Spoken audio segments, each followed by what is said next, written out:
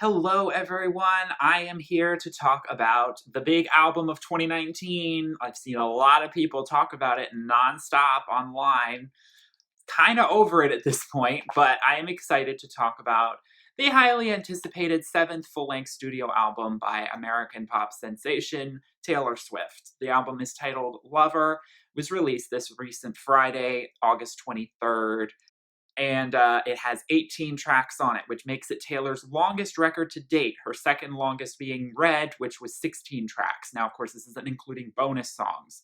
As far as we know, there are no bonus tracks to Lover, like there were for her previous records, where there were like Target deluxe editions.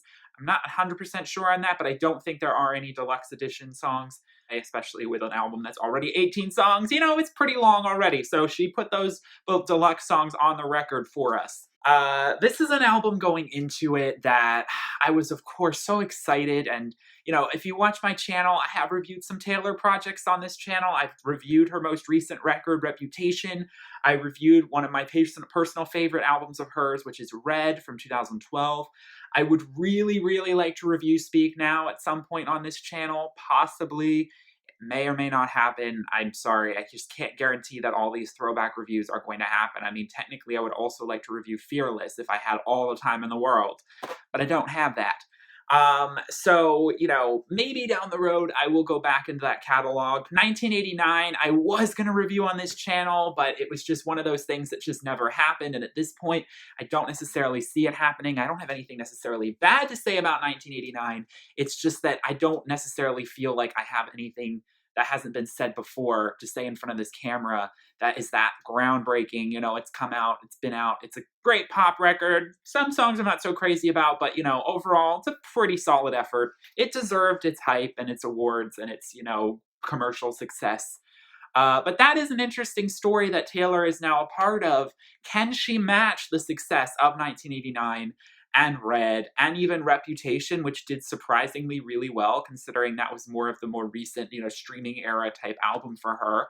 But one of the things that I think is like a big challenge for not just Taylor Swift, but for a ton of big artists like Katy Perry, like Lady Gaga, Shakira, like all of these big female artists and male artists who used to dominate in terms of sales, are struggling in the streaming era. And of course, part of that is the fact that the younger generation, Generation Z, kids who were born when Taylor Swift's Fearless album was coming out, like we're talking like really young preteen people and teenagers who were born just around when her debut came out. They may not necessarily be listening to, a woman who's about to turn 30. I hate saying this, but when you think about some of the like big artists like Billie Eilish who are like 17 years old, Lil Nas X, is Taylor's longevity going to stretch over, into the next decade? And I think, it's inevitable. Every big artist, is going to have their moment where it's so huge, it's almost too huge, and it's not going to be sustainable. And that's okay. What I do find a little frustrating is that I see some Taylor fans on Twitter being, upset about that and taking it personally. And I think that, the fact that Taylor is already selling so well, even just in the US in terms of physical CDs, I don't know what the number is at this point, but I don't really care about that stuff. I don't. Yeah, she might not reach 1 million in the US, but she will globally, and she's going to be doing pretty good. I mean, even with streaming. One of the differences is I think this is her first album to have been released where all of her music is on Spotify and other streaming services, whereas back when Reputation was released, all of her previous work was not, and you had to buy it either digitally or physically. And of course, that always helped her album sales out quite a lot. So this time around, yeah, we don't have that going for her. Again, I don't want to spend too much time talking about all that, but I just had to address it. Taylor is kind of reaching a point where I think she is going to fade a little bit from the top spot. But that doesn't mean that she's suddenly not going to be popular or that she's not going to sell out stadium tours anymore. Just look at her lead single, Me. Now, of course, the song itself aside, which I have some things to say about it, the song did not do very well. It did not give her number one, unlike a lot of her lead singles that she's had from all of her other albums. So that initially was already a big sign that it was just like, this ain't working anymore. Like that formula of just instant success, it's not going to necessarily happen for you forever. And that's okay. Be humble. Accept that, your time has come in a certain way. You will still be doing way, way, way, way, way, way, way better than the average person who puts out an album. But these big acts like Taylor and Katie, I almost literally called her Taylor Perry and Katie Swift. I don't know why they're so interchangeable to my mind right now, but Taylor and Katie are coming to mind in particular. They're not going to be dominating like they used to. It's just you got to wake up. It's not 2012 anymore. I don't know what else to say. Lover. Okay, so I think what characterizes this album, and it's 18 songs, so I'm going to have to be brief here, but it's going to be really hard because I need to go into the track list. But Taylor has been in this very stable, happy relationship with the very handsome British beau, Joe Alwyn. She has been writing unabashedly about him. We got the most recent track, Lover, which is the title song of this record. That sort of casts the whole colorful, airy, later positive vibe of this album.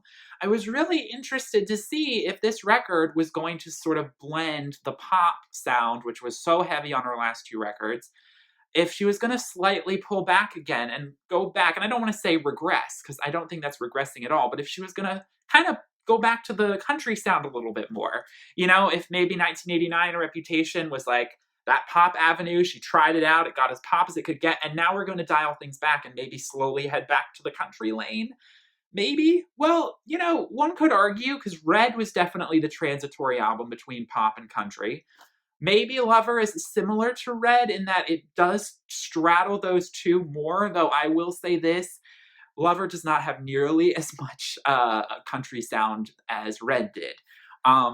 Lover is definitely about that dreamy Jack Antonoff percussive synth work, which is so edgy, is so cool, dude. Like, I just like to hit this one synth over and over again and like have this sputtery kind of production. And like, you know how I feel about Jack Antonoff, okay? He's talented, but he's just not for me. He just doesn't do enough. Maybe he's too minimalist. And, like some people have said in my comment when I was kind of bashing The Archer a little bit, people were like, but he does great stuff for Lana Del Rey. And you know what? That is true. So I think that it's the combo of Taylor and Jack that I'm not so sold on. Because I talked about in my review of I never reviewed The Archer formally, but I talked about how all of the Jack Antonoff songs that Taylor has done are not necessarily, they're not all songs I hate, but they're definitely not my favorite Taylor Swift songs. Jack is all over this record, along with Joel Little. He recently worked on Marina's new album quite a bit, and he's worked on a bunch of stuff. It's just not coming to my mind for some reason right now. But he's been with a lot of other big acts right now. So let's just go right through this, shall we? Because again, it's a long album. I Forgot That You Existed is the album opener. Minimalist, kind of spunky, cute, but still very jaded. It still has the same energy that Reputation had, which is this sort of like, oh, I don't want to address the drama, but I'm still going to address the drama. That's sort of like digging that up again. And at this point, it is such old news. Like, I don't care. But honestly, when I first heard this song, I didn't think about the Kim and Kanye stuff. After reading about it, that's what everyone seems to believe that it's about. And honestly, I'm not entirely sure that's what it is necessarily specifically referencing. Honestly, I just see it as about an ex. It's sort of like, oh yeah, Calvin Harris or Tom Hiddleston, those guys she was with. It's sort of like, oh, you wanted a song? Okay, well, I forgot you existed. Like, I forgot you were doing things. Like, you're in my timeline for some reason right now. But okay, well, it's not love, it's not hate, it's just indifference. And honestly, I see a lot of people kind of crapping on this song, and I understand it. It's nothing profound. It is nothing to send right home about. Very basic and very cheesy. But honestly, it's kind of really cute, and it reminds me of like the, older Taylor stuff, which was just so unencumbered by like this seriousness. I feel like Reputation, she just got so serious and like kind of full of herself in a little bit of the songwriting. Like, and not that I'm saying that like Reputation had bad songwriting. It's just different. And some of the playfulness that she had on records like Red, for example, which I think was a brilliant kind of example of this sort of like playfulness. I think I Forgot You Existed sort of like is in that space where it's really inoffensive and just pleasant to listen to. And I honestly actually have nothing really that bad to say about it. It's not a great song, it's not a bad song. There are a lot of songs on this record that are harmless to me, but they're definitely not songs that I would seek out and say are really good. So if people are coming in here and saying that this album has no skips, I am sorry, but you are obviously a Taylor Swift diehard. And I love some of my top artists, like I will stand, some of my faves.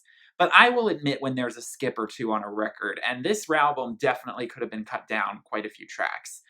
But I forgot that you existed. It's not the most harmful song here, It's not the most offensive player for sure. Very cute, and I actually love how it ends with she sort of just like is exuding that indifference by just being like, "Yeah, so let's move on." Like, I just thought that it made me laugh. I don't know. And like honestly, I mean, this album opens up like very airy and kind of light, even though it's dealing with this like last dredge of sort of resentment. I like how she just sort of tosses it at the beginning and just sort of like runs with the like humor of it all. I think it's kind of cute. We go into Cruel Summer. Obviously, I knew we were going to pick up the tempo. This song title alone is just screaming to be like a radio hit. Um, Cruel Summer. Okay, this is where some Taylor Swift fans are going to really not like me. I just don't find this song very interesting. I see why it's such a great pop song and a great pop moment for her, but as you may know, I am more into country Taylor than I am pop Taylor. Not that I don't love me some pop Taylor songs, but after Reputation, I just feel like this has been done already, and I just don't like it. What Cruel Summer sounds like is Getaway Car 2.0, but Getaway Car kind of just watered down and repeated. It sounds very similar in terms of the hook to Getaway Car, that it just feels so recycled that I honestly don't find that much to come back to. I mean, the songwriting is very oddly poignant and specific, and that's something I really like seeing on this record. There's some really honest moments on this record where Taylor definitely goes there with the songwriting. And I wasn't surprised that that was there. I'm happy to see that, like, Taylor hasn't lost that gift, because there were some of the moments with the lead singles where I was like, ooh, girl's gotten pretty generic. I think that the way she kind of sneakily is like, "Oh, ain't that the worst thing you ever heard? That I'm in love with you" is cute. I also love the very punk moment where Taylor basically screams at you, saying something about the devil, and it's actually really endearing. Because, like I said, this is like the most up tempo song on the record, so it's just like nonstop, just like bring that heat, bring that energy, and bring that spiciness, or not spiciness, but because it's quite bland. Like, I'll be honest, quite vanilla pop, but bring that spunk, you know, and it will please who it will please. 1989 and Reputation fans will love this song, um, but the melody is not nearly as, I think, anthemic as it wants itself to be. Let's just put it that way. Just kind of forgettable for me. And again, a lot of that relies on the production, which I think is quite repetitive. It is percussive and it is full sounding, but it's not my cup of tea because it doesn't draw me into the song the way some of other songs on this record do that are a little bit more up tempo. Track number 3, the title track, Lover. Nothing really bad to say about this song. If anything, I would say this is definitely one of the best songs on the record. It's definitely blending that country sound with sort of a like almost jazzy, sort of smooth bar feeling track that has its pop sound, but it's a good sort of East meets West for Taylor in terms of her, country pop navigation that she's been working through with her career. And a good nostalgic throwback to, like I said, in the Lover track review, like almost a 60s sounding song or 50s sounding song. Obviously, the music video, I mean, it just pulled at my heart. Like, she is so happy with Joe, and it's just like, finally, like I said, she's the one I'm rooting for.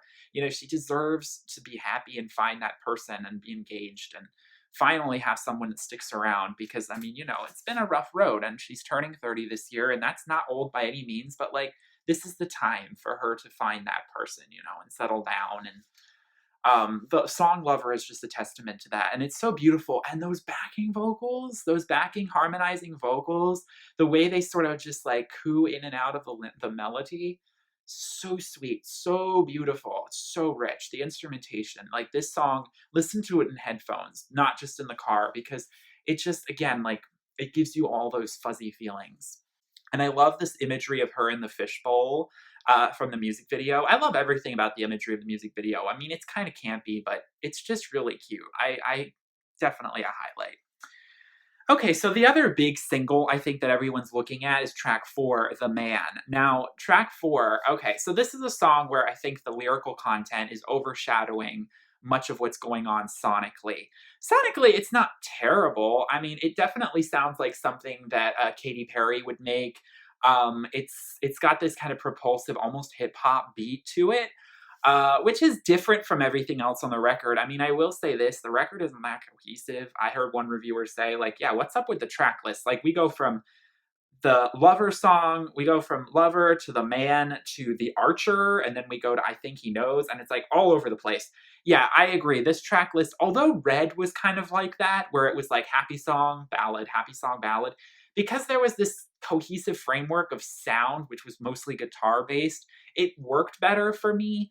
This record's not nearly as cohesive, and in fact, I would reorder some of the track listing.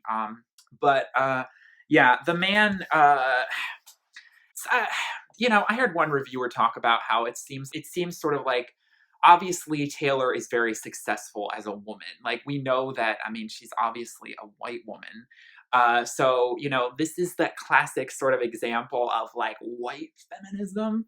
That again, just because Taylor's a white woman doesn't mean she can't be a feminist, like and be like about that attacking patriarchy. But it does feel, a little disingenuous when it's so personal to her because, like, at the end of the day, I mean, I know Taylor's had, like I said, other reviews have pointed out, like, she's had lawsuits. She had the whole Scooter Braun thing, which, I mean, that is absolute crap that she has to deal with. Absolute patriarchal crap.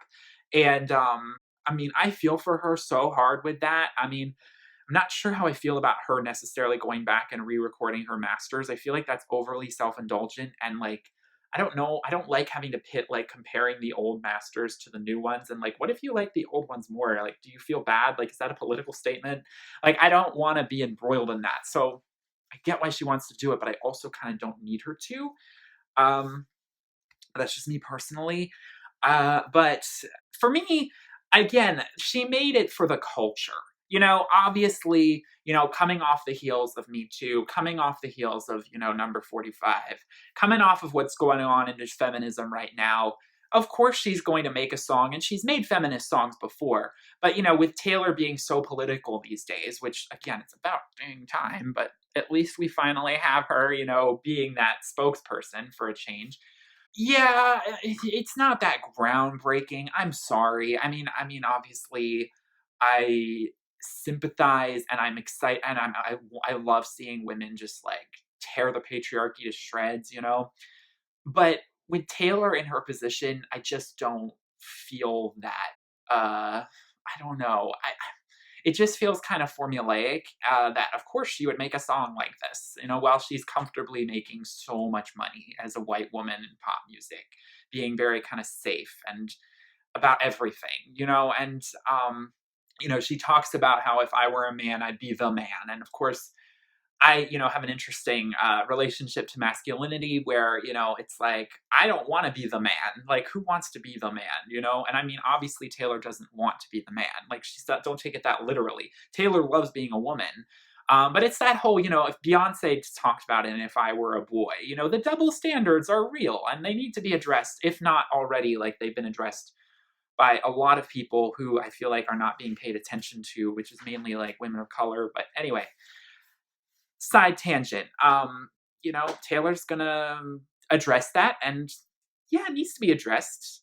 I don't know if necessarily pretending like she's the only one who's addressing it and a lot of others aren't is the right way of going about it. Because, like I said, at the end of the day, she comes from a very privileged background, and like isn't her father like a music manager? Like, I mean, Taylor has really been groomed into the industry. So as much as she does hustle, yeah, I don't know. Anyway, um, good for her and good for the culture. I get why she's doing it. I get why she's doing it. It's too muddy for me to try and get into that. But otherwise, it's just kind of forgettable. It's more about the lyrics. Okay, The Archer. We all know how I feel about that song. If you've watched my Lover track review, I talk about that. So I highly recommend you listen to me talking about that. Now, if I listen to the whole record, I do think The Archer fits better. My criticisms were that I felt like the song sonically was just not going anywhere, and it was a perfect example of why I don't like Jack Antonoff's production. But yeah, when I listen to the whole record, it's not a song I want to skip. It's not that offensive to me that I want to skip it, but it's definitely not a song that I would seek out on my own and be like, hey, I want to listen to The Archer. Like, that song is just so banal in its sonics that I just can't get into it. I'm sorry. And it's asking for this emotion that's just not delivered. When I think of emotional Taylor Swift ballads, this song just feels like it's like, I will stay in my lane and I will act like I'm emotional, but I will not actually deliver that because the vocal dynamics are not there. The melody is not there. The production is not there. There is some atmosphere, but it's squandered after a couple repeats of the refrain because you realize this song ain't going anywhere because it never really pays off. So I'm sorry to people who love that song. I appreciate the songwriting and her expressing that sort of vulnerable insecurity about like who could love me, who could stay. I've been the archer, I've been the prey. Classic Taylor Swift songwriting here. I just think it's squandered on unfortunate production choices. And I know that's not just Jack. I know Taylor had her hands all over these songs as well. So, I think that he knows. Okay, I'm gonna be honest. This is a song that I would think of as a skip. This is not a song that I find, yeah, I don't know. If someone did bring up Carly Rae Jepsen, this sounds pure Carly Rae. Like, this would have been stripped right off of a Carly Rae record. And that ain't necessarily a good thing in my opinion. Nothing against Carly Rae. She makes really fun bubblegum pop. It's just not what I'm really that into anymore. I mean, younger me might have been more into it, but it's this breathy kind of like up-tempo girly pop and very spunky and on the beat, very rhythmic, but the production is just too heavy-handed for me.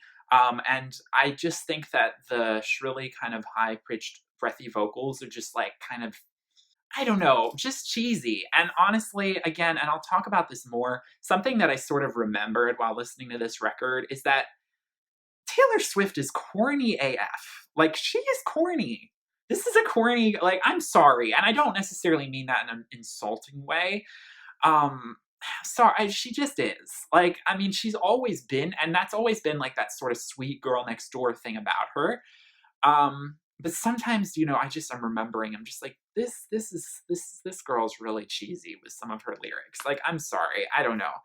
And when you remember that she's like turning 30, sometimes I'm like, maybe I want some more kind of like songs that sound like something a 17-year-old would write when you're 30 or 29 years old. I'm like, like, so Taylor's songwriting has matured, but at the same time, sometimes I'm like, I don't know.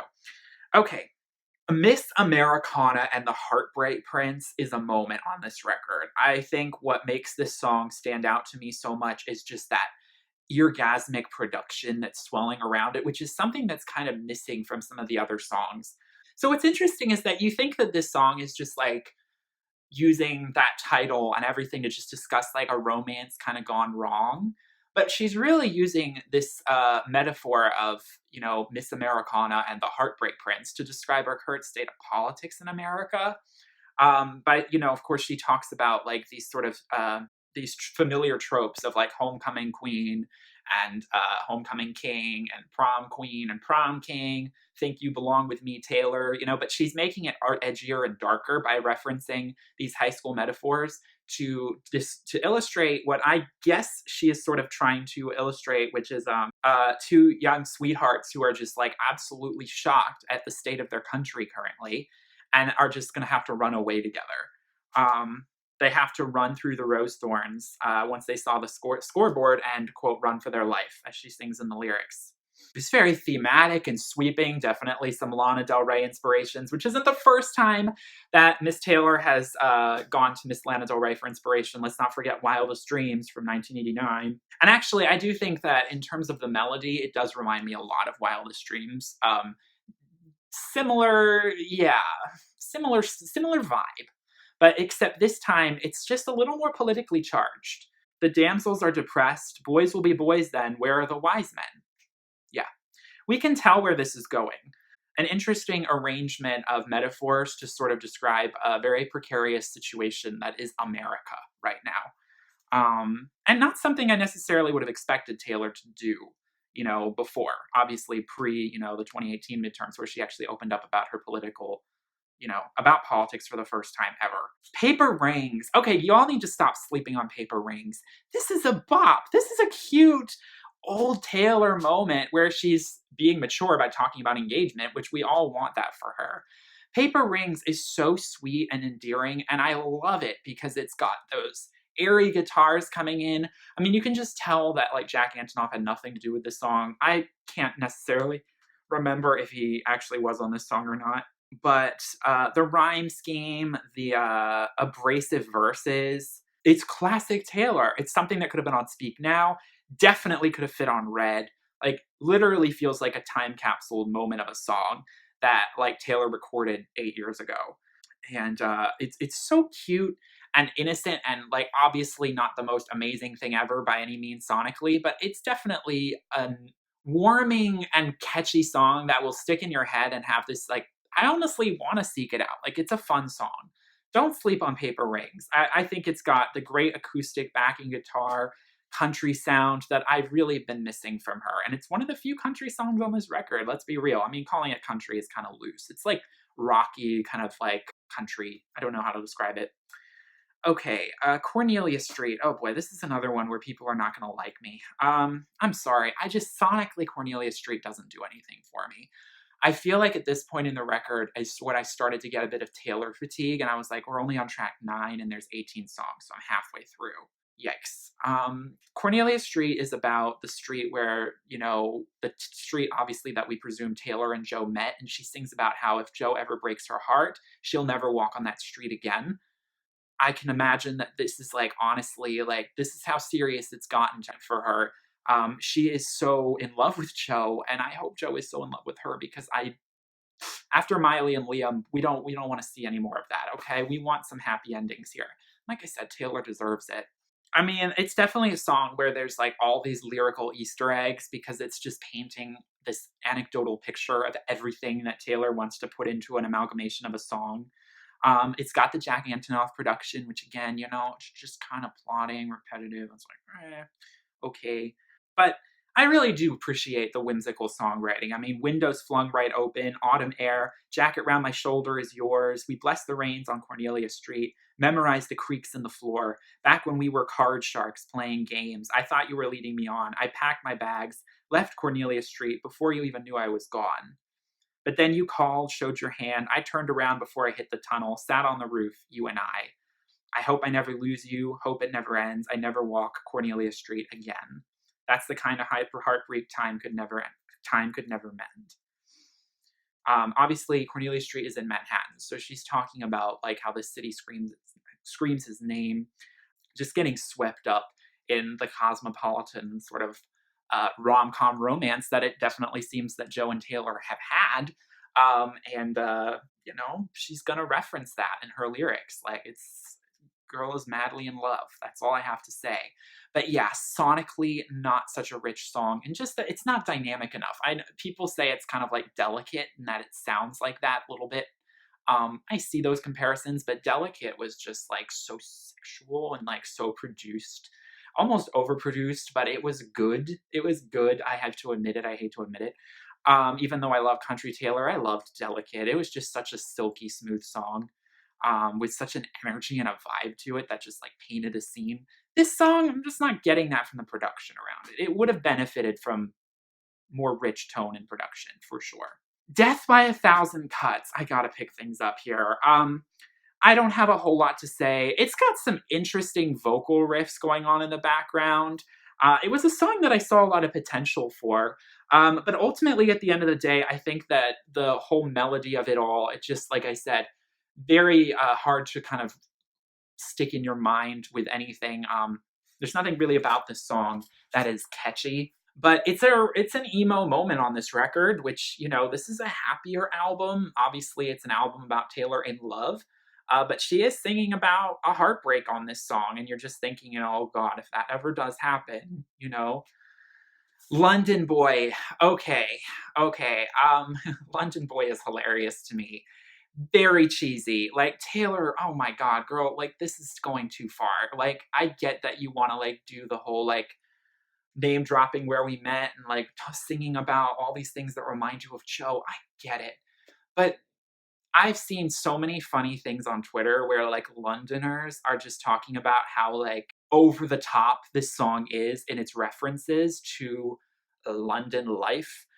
She sings about all of these different areas in London, like the West End, Highgate, um, and yeah, London Boy, the Taylor Swift guide to the UK capital. I just think it's hilarious how over the top she goes with the casual name dropping of everything. And people are definitely a bit confused by some of the commuter references because they're like, goodness gracious. I mean, if you did all of these places, she sings about Highgate and she talks about going to Brixton, Shoreditch in the afternoon.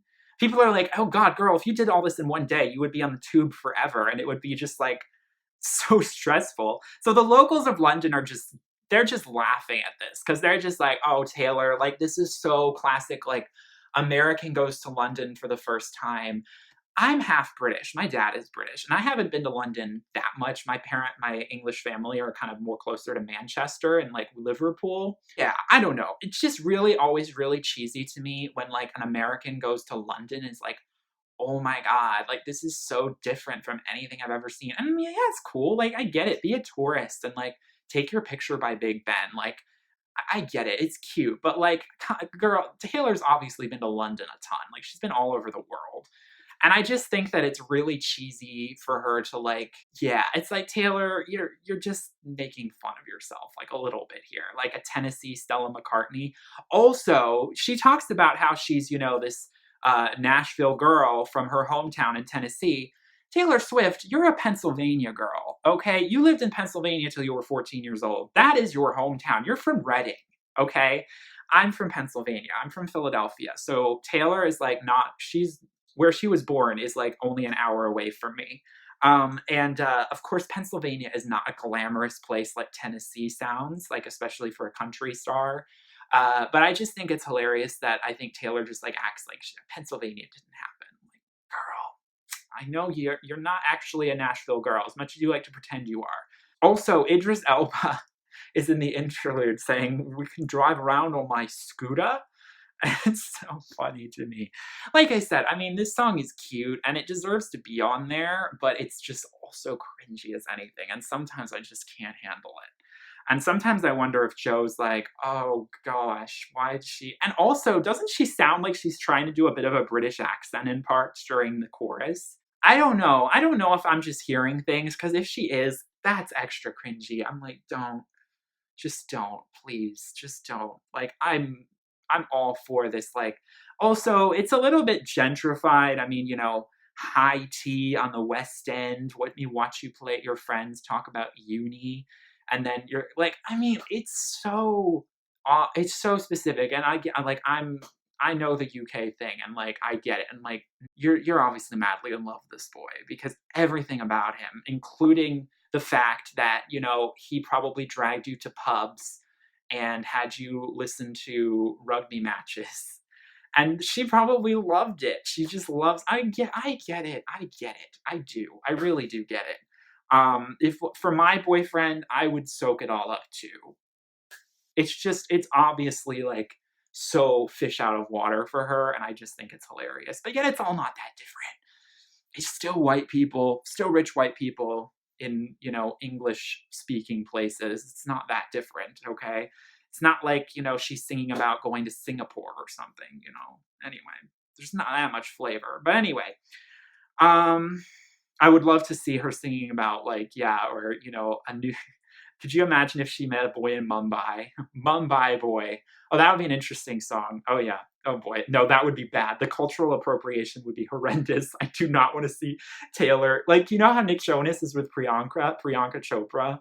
Could you imagine if Nick Jonas sang about, I don't know where Priyanka is really from in India, but could you imagine if he like made a song sort of pretending to be like a local of India to like make a song as a tribute to her. That would be the cringiest and most culturally appropriate thing that would ever run this world. That's just like, don't do it, don't do it. Okay.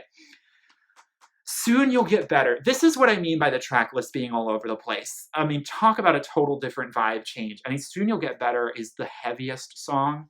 The feature that is completely squandered by the fact that we don't actually get any vocals from my newly sort of discovered favorites, which is the Dixie Chicks. I used to think it was so redneck to listen to them just because of the name. Dixie Chicks? Are you kidding me? Like, I am slowly falling in love with their music. I saw my reflection in the snow-covered hills. Like, I am just, yes, I am so for them right now. So when I saw that they were a feature on this record, I was so excited. But a lot of people are comparing it to a song, which I also love, off Fearless, which is called Breathe, featuring Colby Kaye. Colby doesn't really have an actual feature. She's really just the instrumentation and the backing vocals. And it's the same thing for the Dixie Chicks. The reason why they're featured is because they played the fiddle and the acoustic guitar and the banjo, banjo and the fiddle.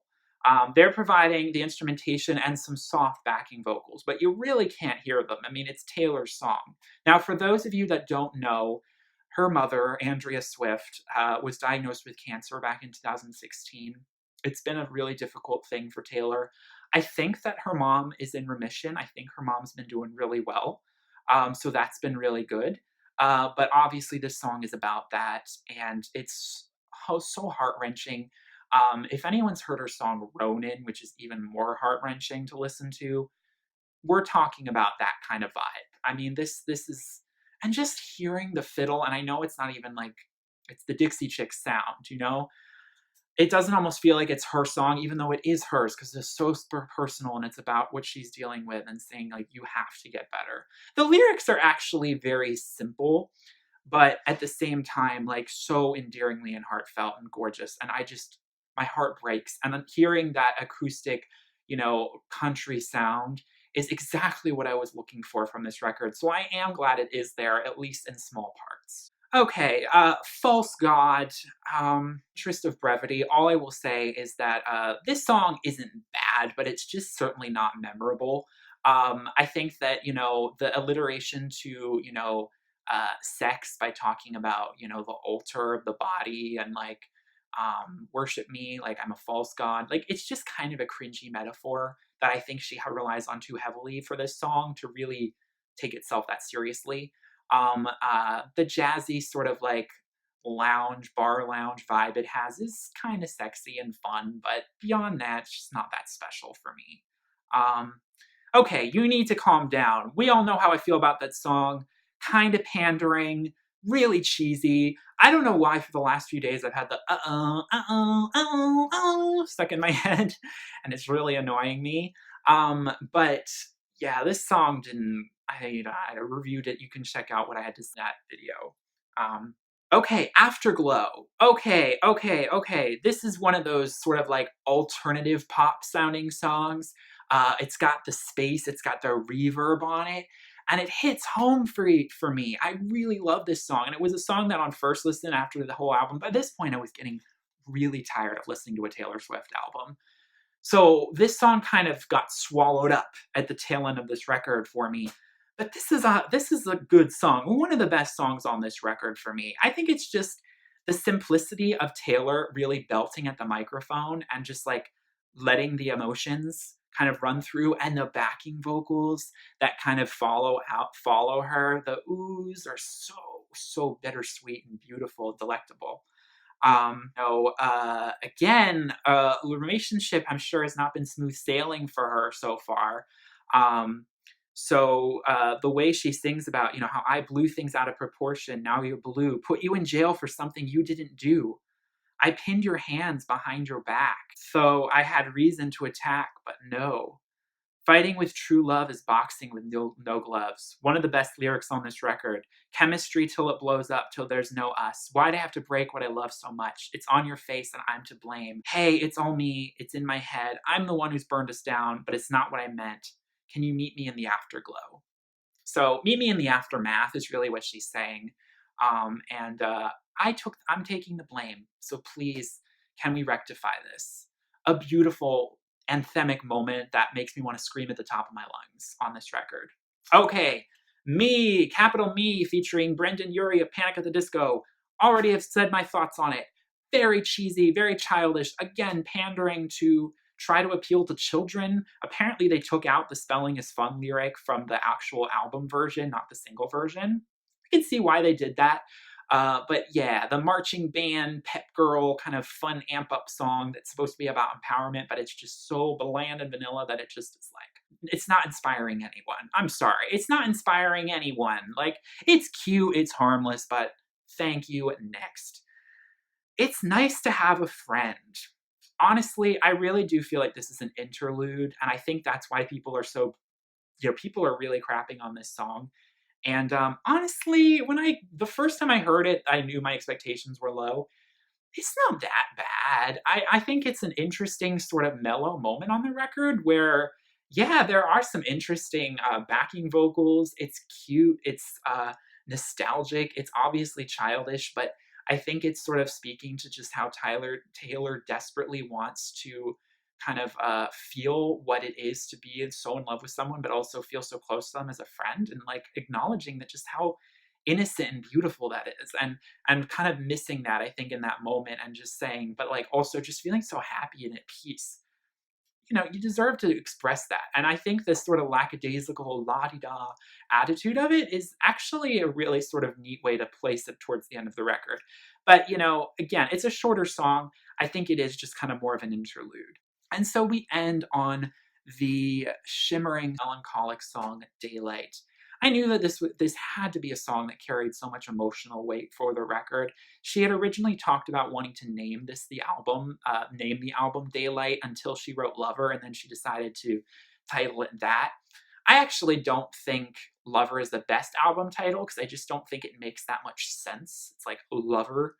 It's kind of like, okay, I don't know. It just is an awkward title to me. Whereas Daylight is like, symbolic.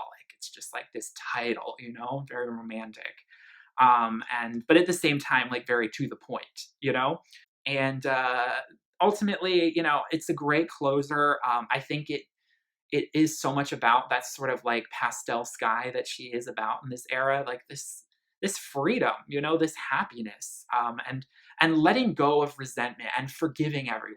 She sings, and just step into the daylight and let it go. I don't want to look at anything else now that I saw you. I don't want to think about anything else of you since I've been with you. I've been sleeping so long in a 20-year dark night. Like, that's heavy. She's been unlucky in the past, and girl deserves to see the daylight. Clear the air. She breathes in the smoke. The song ends with this beautiful voice memo where she talks about how you are the things that you love, and you want to be defined by that at the end of the day. And just reveling in that positivity, that unashamed positivity. I mean, yeah, send us out on that. So here for it. I don't think that, okay, Jack had some hand in the piano and the keyboards. It's a song where I don't mind the production. I think it's the right level of like not being too heavy-handed that it like overshadows Taylor's vocals. I do think that melodically the song is not necessarily the moment that you would want, like where you're just going to be brought to tears because it's just so heart-wrenching, but it still is a beautiful melancholic moment. It still carries that sort of sweeping melody of some of her great songs, like Enchanted or Begin Again, some of her great album closers. And so for me, I think it's a decent way to send us off. Yeah, I don't know. Lover, it's a mixed bag. I think at the end of the day, my expectations were, kind of high because even though the two lead singles were definitely cheesy and not that exciting, not that sonically rich or melodically rich or lyrically rich, all of her previous albums have followed that pattern, and there have been some really astounding deep cuts. And although I would have liked to have seen some more raw acoustic instrumentation and a little bit less of Jack Antonoff's very stylized synth work, which is kind of like sort of this weird 80s hip hop fusion sound, don't know how to describe it. But it's just not necessarily for me. It's very minimalist. I would definitely say that I would have preferred a bit more of the, soon you'll get better kind of vibes. Not that I want every song to be that sad. That's really hard to hear. But, if Daylight had brought in a few more of those acoustic guitars in there just to sort of like send us out, I think it would have made it just bellissimo. But unfortunately, it's all synth. So, it's the piano is earnest, but I think that it is just missing that a little bit. But at the end of the day, it's still a pop record. Taylor is definitely dialing back some of the aggressive, almost EDM, overtly anti-country sentiment kind of that she had, very hip hop, urban kind of girl that she had, bad girl for Reputation. And she's this lighter, kind of pink and blue haired pastel princess with butterfly wings. And yeah, she's getting back into that sort of girl next door cheesy kind of like sing about your boyfriend playfully and just riff on it, how all the myriad different ways that you love him and how everything reminds you of him. Girl, when I have my boyfriend, I will be there too. I talk about in the Lover review how I'm not quite in that state of my life right now, but I can appreciate, even though I am very single, how beautiful this record is and what it would mean to people who are as couples and sharing it together. So it's a magical thing. I will say top songs, definitely Lover, definitely Afterglow, definitely Soon You'll Get Better. I would also say that, Daylight. Daylight is definitely a highlight. Paper Rings. Wouldn't have expected that on first listen. And then Miss Americana. I think just for obviously the, subtext of it, but also the production. I'm just like more into it. It's more seductive. It's more alluring of a song to me. And the songs that I definitely are not so thrilled about would be like I Think He Knows. It's Nice to Have a Friend is False God, Me, You Need to Calm Down. Like I said, I forgot that you existed as Harmless, but it's not that great. It's not that groundbreaking. And Cruel Summer, I hate to say it, but I just don't think it's not good or bad, but it's just not something I really feel like I need to listen to that much because I feel like I've heard it over and over again before already. So that's what I think. What do you think? Let me know in the comments. What are your top 5 favorite songs, top 10? Rank them. Let me know in the comments. Do you agree with what I had to say? Do you disagree? I hope I wasn't too harsh for you, some of you Taylor Swift fans. I do love Taylor, love some of her stuff, but I don't love everything she puts out. And I am much more of an OG country Taylor fan. But, I love pop music, and she's definitely, in her element with certain pop stuff. So, I'm not disappointed, but at the end of the day, it is what it is. So it's a beautiful, heartfelt album at the end of the day, and I don't want to be too negative about something so light and airy, right? Because we could all use that. So I hope you enjoyed this review. Please give it a like and subscribe if you did. Like I said, check out my other Taylor Swift reviews. I'll link them in the description, and my reviews if you need to calm down, Lover, and Me if you want more in-depth discussion of that. Thank you all so much for clicking.